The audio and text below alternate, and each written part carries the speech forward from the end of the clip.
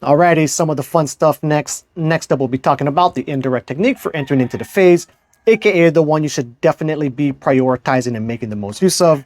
And then after that, we'll talk a little bit about what he calls the deferred method, which is really one of the most useful pieces of information I got from this whole book overall so far.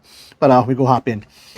Genuine practice of phase entrance is best begun with the easiest, most accessible methods, indirect techniques, which are conscious actions performed upon awakening from sleep. Some critics incorrectly assume that indirect techniques are not ideal and prefer to start with direct techniques. However, doing so provides no guarantee of success and results in a large amount of wasted time and effort, which I can certainly back up.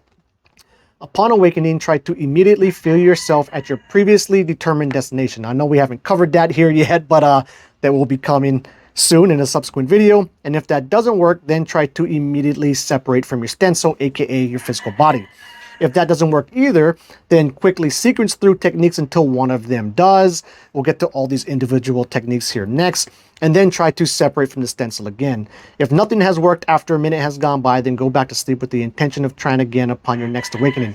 And that last sentence is a really important part to this, right? As you're cycling through these different techniques that we'll get to, you don't want to devote too much time to it, right? Give it a good minute or so after your natural awakening. If it doesn't work, drop the whole thing, go back to sleep, and then try it again upon your next awakening. And that basically is the deferred method, but we'll get more into that here. Go back to an earlier part of the book. So the deferred method is built around wake back to bed, essentially, right? Where you're going to do sleep a good 5-6 hours, set an alarm, wake up, stay awake for a little while, then go back to sleep. And then each natural awakening you have after that point is this whole deferred method. And that's where you want to be really implementing a bunch of these techniques. But he has more to say about it here. So after 3 to 50 minutes of being awake, right after that initial 6-hour alarm went off, go back to bed and concentrate your attention on how you will perform cycles of indirect techniques upon each subsequent awakening in order to leave your stencil body and implement your prepared plan of action. No need to set the alarm clock this time. Each subsequent awakening should occur naturally. A bit later, focus your attention on how you're going to try to wake up without moving your physical body. And so that's an important one. Like when you do have these natural awakenings, you don't want to move around too much. You got to fall back asleep, right? So it could be beneficial to be wearing earplugs if it's getting loud in the morning. If it's getting bright, you could be wearing like, like an eye mask or something like that. But included in this whole not moving the physical body thing is you also don't want to open your eyes. So you really want to try and build that habit in of when you initially wake up in the morning, you have the habit of not opening your eyes. You can just kind of keep your eyes closed, kind of stay in that liminal space. This isn't mandatory, but it will substantially increase the effectiveness of indirect techniques.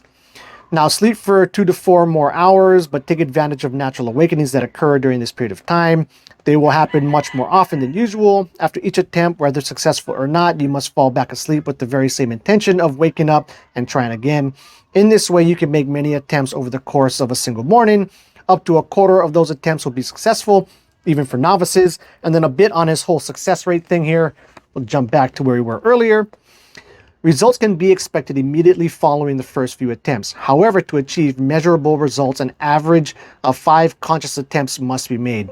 Making more than 5 attempts, even over the course of a single day, is fine too. There is nothing difficult to understand about performing the techniques since they are clearly laid out and based on real internal processes. Remarkably, due to correct practice indirect techniques, more than half of students at the live school attain phase entrance after only 2 days, which is pretty cool. I don't want to get you guys' hopes up too high, but if you follow this stuff really like to a T, it really is pretty powerful. And I've been having a lot of success with it, and also having a hard time talking. Anyway, that'll wrap it up. Until the next video, keep your phase practice legit.